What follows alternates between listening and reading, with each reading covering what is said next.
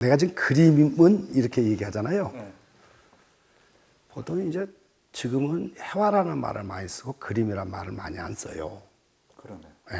근데 내가 지금 그림은 이라고 말을 하는 내 입장에서 보면 내가 이제 우리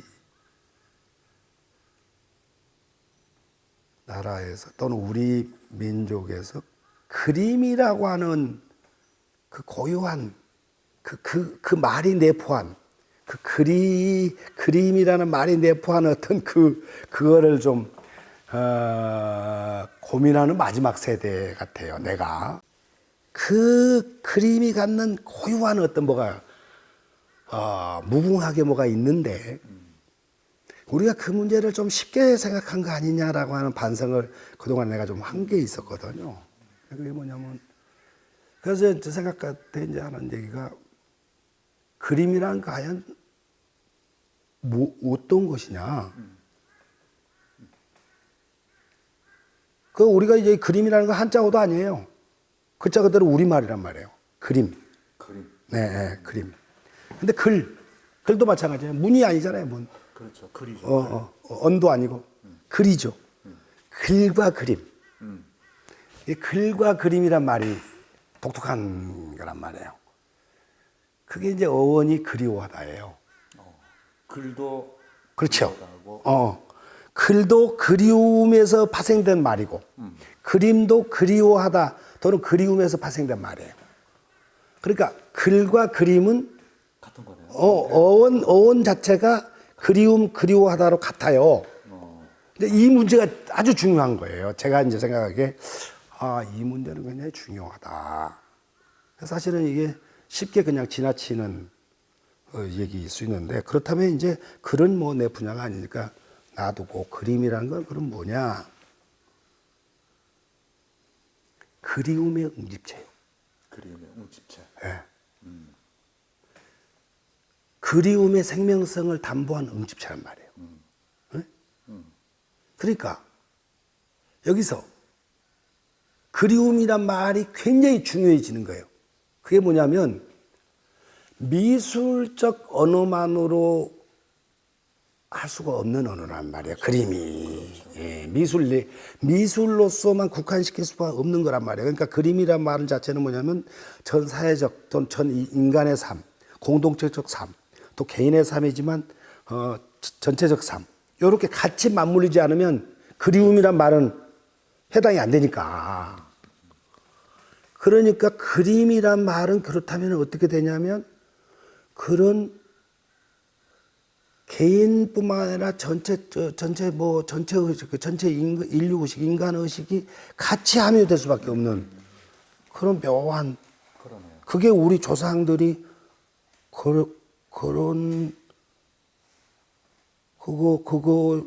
그렇게 놓고 보니까 이게 내가 좀 더 강조하게 된 거죠. 그림이란 말로. 그래서 나는 그림을 그리는 화가. 그러니까 예를 들어 작품을 하는 화가라고 말을 해도 무방하지만 그거보다는 조금 더 간추려서 그림을 그리는 화가. 요렇게 그렇게 가야겠다는 게 사실은 이제 내가 생각한 그 내 작업 방향의 더 중요한 포인트이기도 해요. 그러면 그림을 그리는 화가라고 하면 그리움이라고 하는 그리워하다라고 하는 그런 좀 총체적인. 그렇죠. 인간의 윤리성, 사랑, 모든 게 다. 네. 예. 그렇다 그러면은 그림을 그리는 화가라고 하는 그 말이 박진아 하백의 어떤 그러한 많은 거를 이게 거의 표현하는 거다 이렇게 볼 수도 있겠네요. 그렇죠. 그러니까 지금 돌아보니까 젊었을 때는 물론 이제 그런 생각을 안 갖고 했었죠. 근데 이제 40 넘어 50 넘어 이제 60이 된 지금에서 보니까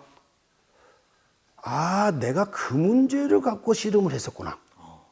지금 보니까.